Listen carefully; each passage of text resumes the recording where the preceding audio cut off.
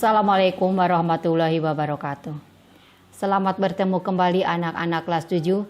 Mari kita lanjutkan pelajaran IPS kita kali ini dengan mengambil tema manusia, tempat, dan lingkungan. Semoga kalian ada dalam keadaan sehat walafiat, kemudian diberkahi dan diberikan kemudahan.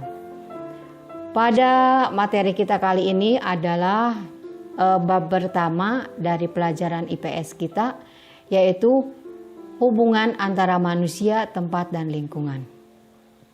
Kira-kira adakah hubungan antara manusia, tempat, dan lingkungannya? Seperti misalnya tadi pagi sebelum berangkat ke sekolah kalian berada di rumah. Rumah adalah tempat manusia. Kemudian di rumah juga ada ruang. Ada ruang tamu, ruang tidur, kemudian ruang dapur, dan lain sebagainya. Kemudian kalian berada di sekolah. Di sekolah juga ada ruang kelas 7, ruang kelas 8, ruang 8A, 8B, dan lain sebagainya. Samakah keadaannya? Tentu tidak ya. Rumah dan sekolah adalah dua tempat yang berbeda. Kira-kira apakah kedua tempat tadi dapat disebut ruang? Nah, mari kita pelajari, mari kita bahas. Sebelum kita lanjut ke materi inti, maka seperti biasa kalian harus tahu dulu tujuan pembelajaran kita agar pelajaran kita fokus pada materi pembelajaran. Adapun tujuan pembelajarannya, yang pertama adalah kalian harus dapat menjelaskan pengertian ruang. Yang kedua, mengungkapkan yang dimaksud dengan interaksi antar ruang. Yang ketiga, kalian harus dapat menyebutkan contoh interaksi keruangan antar wilayah. Kemudian yang keempat, kalian harus dapat menjelaskan kondisi saling bergantung yang diperlukan untuk terjadinya interaksi antar ruang. Itu tujuan pembelajaran yang kita pelajari pada materi kita kali ini. Mari kita masuk ke materi inti. Setiap makhluk yang hidup di bumi ini memerlukan ruang untuk melangsungkan kehidupannya. Tanpa adanya ruangan, maka manusia dan semua makhluk hidup lainnya tidak memiliki tempat untuk hidup. Jadi, apa yang dimaksud dengan ruang? Nah, Ibu sebutkan dulu sesuai dengan tujuan pembelajaran yang pertama, pengertian tentang ruang. Ruang adalah tempat di permukaan bumi, baik secara keseluruhan maupun sebagian, yang digunakan oleh makhluk hidup untuk tinggal. Kita tahu di permukaan bumi itu ada udara, kemudian ada daratan. Di daratan juga ada pegunungan, ada batuan, ada lembah, dan lain-lain. Ada makhluk hidup yang hidupnya. Kemudian di perairan. Di permukaan bumi juga selain ada daratan, ada juga perairan. Perairannya bisa perairan laut, perairan sungai, kemudian danau, dan lain sebagainya.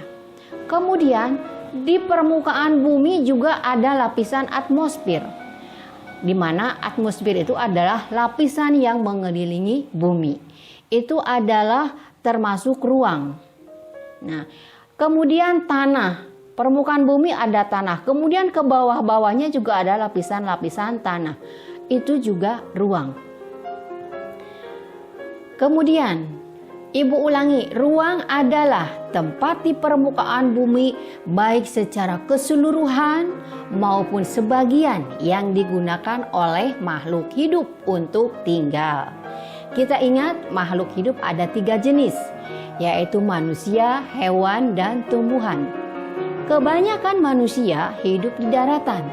Jadi ruang yang digunakan oleh manusia hanya sebagian saja, yaitu daratan. Daratannya ada dataran rendah, ada yang tinggal di dataran tinggi, kemudian ada yang di lembah, dan lain sebagainya. Kemudian makhluk hidup yang kedua contohnya adalah ikan. Ikan hidupnya di perairan. Bisa di laut, bisa di sawah, bisa di sungai. Nah, bisa di danau. Berarti ikan juga permukaan bumi tempat hidupnya adalah sebagian, yaitu hanya di daerah perairan. Kemudian, makhluk hidup menempati ruang yang digunakan untuk tempat tinggalnya biasanya hanya sebagian karena permukaan bumi sangat luas. Jadi sekali lagi, ruang itu adalah tempat di permukaan bumi baik secara keseluruhan maupun sebagian yang digunakan oleh makhluk hidup untuk tinggal. Tempat di permukaan bumi misalnya daratan. Daratan ada yang tanahnya subur, ada juga yang kurang subur. Bahkan ada juga tanahnya yang gersang, seperti hanya terdapat pasir, seperti yang terdapat di daerah Timur Tengah, pasir kebanyakannya. Sehingga setiap tempat memiliki karakteristik atau ciri-ciri yang berbeda-beda. Nah, karena ada perbedaan karakteristik tersebut, menyebabkan manusia melakukan interaksi antar ruang. Apa itu interaksi? Nah, interaksi artinya adalah hubungan timbal balik dan mempunyai pengaruh terhadap tingkah laku baik melalui kontak langsung maupun tidak langsung. Jadi ada perbedaan, misalnya daerah perairan atau daerah pantai. Penghasilnya adalah ikan, kemudian di daratan menghasilkan hasil pertanian. Itu kan dua karakteristik yang berbeda. Sehingga karena perbedaan inilah yang menyebabkan orang melakukan transaksi. Seorang melakukan interaksi antar ruang. Yang dari pantai berinteraksi ke daerah pertanian, yang dari pertanian atau pegunungan berinteraksi ke daerah nelayan. Untuk apa? Untuk melakukan pertukaran atau mereka membawanya ke suatu tempat yang disebut dengan pasar. Untuk apa? Untuk melakukan interaksi. Nanti terjadi melalui perdagangan atau jual beli. Nah, pertanyaan yang kedua, kalian harus dapat menyebutkan apa itu interaksi keruangan. Ibu ulangi, interaksi keruangan adalah hubungan timbal balik dan mempunyai pengaruh terhadap tingkah laku, baik melalui kontak langsung maupun tidak langsung. Nah, kemudian tujuan pembelajaran yang ketiga, interaksi antar ruang itu dapat berupa apa saja?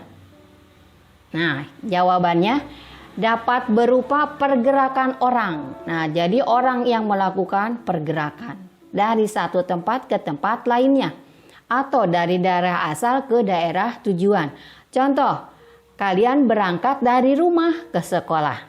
Itu berarti pergerakan orang. Karena ada perpindahan dari daerah asal ke tempat tujuan. Tujuannya mana? Yaitu sekolah. Kemudian contoh lain lagi, seorang karyawan bekerja dari rumahnya menuju tempat ia bekerja, misalnya ke perusahaan apa. Ia juga melakukan pergerakan dari rumahnya ke tempat ia bekerja. Nah, pergerakan orang biasanya disebut mobilitas penduduk. Jadi, yang pertama adalah interaksi antar ruang dapat berupa satu, pergerakan orang. Yang kedua, dapat berupa pergerakan barang atau energi, atau disebut juga perpindahan transportasi. Contoh, kita suka melihat bis ya, kita melihat bis di terminal. Di terminal itu bisnya diberi nama Sukabumi Bandung misalnya. Nah, maka bis tersebut akan bergerak dari Sukabumi menuju Bandung. Daerah asalnya adalah Sukabumi. Kemudian daerah tujuannya adalah Bandung. Nah, si mobil ini bergerak. Berarti itu pergerakan barang atau pergerakan energi. Pergerakan barang atau energi ini disebut pergerakan transportasi. Sudah dua ya. Tadi pergerakan orang yang disebut mobilitas penduduk. Yang kedua pergerakan barang yang disebut juga transportasi. Kemudian yang ketiga adalah pergerakan yang berupa pemindahan gagasan dan informasi. Pergerakan atau pemindahan gagasan dan informasi disebut juga komunikasi, baik secara langsung maupun tidak langsung. Contoh, kalian berkomunikasi atau ngobrol, menyampaikan berita kepada teman, itu berarti komunikasi langsung. Kamu menyampaikan berita, menyampaikan gagasan. Nah, itu berarti ada informasi yang masuk. Itu secara langsung karena kita berhadapan. Kemudian komunikasi tidak langsung dapat melalui tayangan televisi. Kemudian membaca lewat media sosial. Kalian membaca Facebook, kemudian membaca juga dari Instagram dan lain sebagainya. Nah, itu adalah pergerakan, gagasan, dan informasi. Jadi ada 3 ya, dapat berupa pergerakan orang, pergerakan barang, kemudian pemindahan gagasan dan informasi dari daerah asal menuju tempat tujuan. Lalu pertanyaan yang terakhir, tujuan pembelajaran yang terakhir. Kondisi saling bergantung apa yang diperlukan untuk terjadinya interaksi? Ibu jawab ada 3. Yang pertama adalah saling melengkapi. Apa maksudnya? Nah, kondisi saling melengkapi ini biasanya terjadi jika ada wilayah-wilayah yang berbeda komoditas yang dihasilkannya. Lihat tabelnya. Misalnya, wilayah A merupakan penghasil sayuran, sedangkan wilayah B membutuhkan ikan. Wilayah A membutuhkan ikan, wilayah B membutuhkan sayuran. Jika masing-masing memiliki kelebihan atau surplus, maka wilayah A melakukan interaksi dengan wilayah B melalui perdagangan atau jual beli. Oke, itu yang pertama ya. Jadi kondisi bergantung itu satu, saling melengkapi. Yang kedua, kesempatan antara.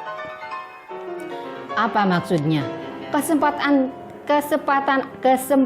antara merupakan suatu yang menawarkan alternatif atau pilihan yang lebih baik sebagai tempat asal maupun tujuan. Jadi begini, kita melakukan pergerakan dengan mempertimbangkan mana yang lebih menguntungkan, mana yang lebih dekat, mana yang lebih hemat, mana yang lebih cepat. Ibu berikan ilustrasi. Contoh, wilayah A biasanya membeli ikan ke wilayah B. Namun ketika ada wilayah C yang jaraknya lebih dekat dan menyediakan barang yang sama, yaitu ikan,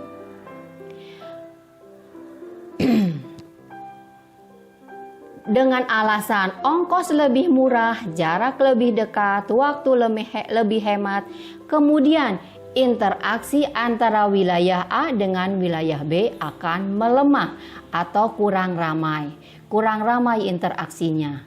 Jadi wilayah A melakukan interaksi ke wilayah C karena dianggap wilayah C ini lebih dekat jaraknya. Kemudian kalau menggunakan ongkos pasti lebih murah. Kemudian tenaga yang dikeluarkan juga lebih hemat, lebih sedikit. Nah, itu ada garis ya. Kalau yang putus-putus berarti interaksinya kurang kuat atau lemah. Yang tidak terputus berarti interaksinya kuat. Dah yang kedua ya, ada kesempatan antara. Kemudian yang ketiga, yang terakhir, adanya kemudahan transferability. Artinya, kemudahan pemindahan, baik pemindahan orang, pemindahan barang atau informasi itu dapat dilakukan dengan mudah. Contoh, petani buah pepaya dari daerah A akan menjual pepayanya ke wilayah B atau dari Sukabumi mau ke Jakarta. Tetapi jalan menuju wilayah B mengalami kerusakan. Kalau mengalami kerusakan berarti ya perlambanan. Kemudian ada kemungkinan si barang-barang yang dibawa rusak di jalan.